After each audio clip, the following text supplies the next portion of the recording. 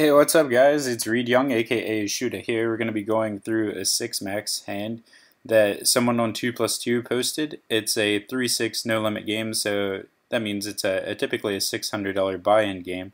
And we have a little bit of information on the player and the blinds, but it seems like it's really not that relevant about the hand, although one stat here is jumping out at me, the 3-bet statistic, and it looks like we have about 1,300 hands on this guy, and he's only 3-betting 3% of the time. So typically what that means is that more often than a normal player, he's going to get to some lower flops with some big pocket pairs that most people would re-raise pre-flop, just because you make more money that way, and to balance out with those 3-bet bluffs pre-flop. But a 3-bet of 2.7% is pretty low. That's basically like queens and better. So onto the hand, we'll take that information with us. So we are in the small blind. Oh no, it looks like we're in the cutoff, and we raised to $18. I guess, yeah, okay, that makes more sense. We raised to 18, which is a standard raise size, about 3 times the big blind. The button calls, and both of the blinds fold. So far so good. Nothing crazy about this hand so far. The flop is 3 ace king, all different suits, and we elect to continuation bet. Now, obviously, this is kind of a weird spot to think about betting. Really, all of our options aren't incredible. If we check, it indicates showdown value. So it's pretty tough, though. We're going to be getting to the river with 6s. So if our opponent ever wants to bluff us, it's going to be tough to call at any point unimproved throughout the hand. So I think betting, just to put a lot of hands like Jack 10 into a tough spot, which have a lot of equity against us, is a good idea. And I don't expect anyone to fold all of their Jack 10s, all of their Queen 10s, all of their Queen Jack type hands in the button's position.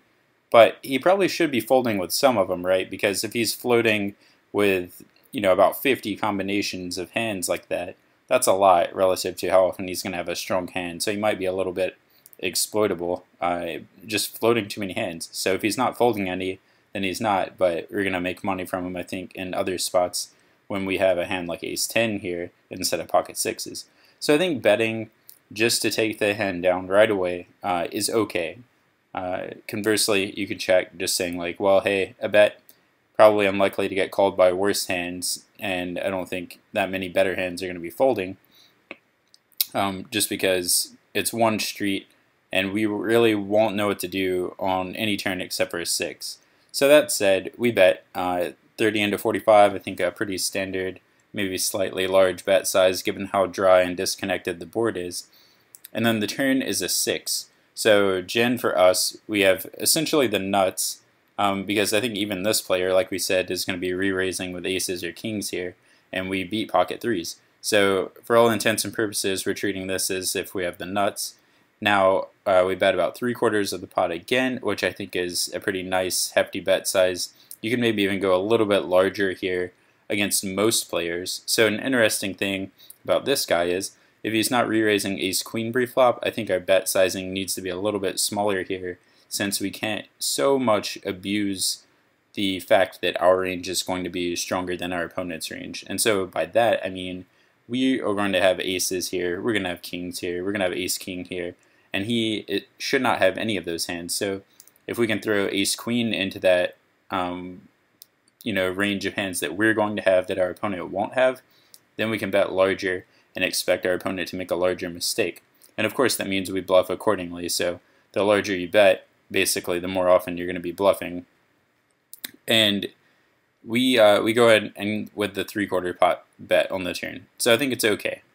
We get called again, and by far and away our opponent's most likely hand at this point is a pair of kings or a pair of aces, and probably a bit weighted toward the aces, especially given that he's not re-raising ace-queen pre-flop, and a lot of people might fold a marginal king on the turn facing 2 bets when it already looks like they're going to have some sort of weak ace. So it's not very difficult for us to play this hand really flop, turn, or river, because our opponent's range is pretty well defined the whole time. So our 3/4 bet pot, our 3/4 pot bet on the turn is called, and we get to the river, and here is where I think this guy makes a mistake. He checks the river, So it is a 10, meaning that we don't have the absolute nuts anymore. But I think 99% of the time, we're still going to have the best hand. And the more important thing, other than our opponent maybe having like Queen Jack of Diamonds or something like that, or somehow have pocket tens, which I think is unlikely on the turn, like we were saying, you might even fold a king, um, is that if we check, we're accounting, or we're basically counting on our opponent either value betting thinly or turning a hand into a bluff that's already pretty strong. So I think one cool thing you can kind of keep in the back of your head whenever you play a hand in a way that you're expecting a player to turn a hand into a bluff is that if they have some other crazy glaring tendency, like for example this guy only re-raises preflop about 3% of the time, usually they're not thinking about the game so holistically. And so by that, I mean it's extremely unlikely that we check and then this guy has a hand like, King Jack and says, oh, hey, here's the worst hand I'm going to have to get to this spot. I better bluff with it now. I don't think that's ever going to happen. So I don't think you need to really protect your range that much against this type of player. And also, protecting your range, that's something you want to do typically with a hand that might beat some of the hands that are turning themselves into a bluff, maybe even a few of the thinner value bets, but not your nut combinations, because your nut combinations, you're almost always going to get more value just by betting. There's some boards where you might want to check 100% of your range on the river, but this is definitely not one of them, because we have the nuts the whole way, and I think it's pretty clear that we do.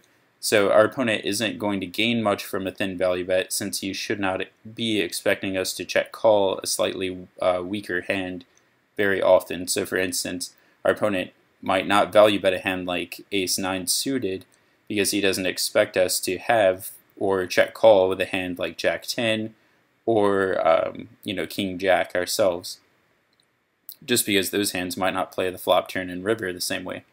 So let me know what you guys think about this hand, if you agree with the river being a bet, and if you have a hand you'd like me to review, go ahead and post a weak tight link in the comment section below, and I'll check you guys out next time. Take care.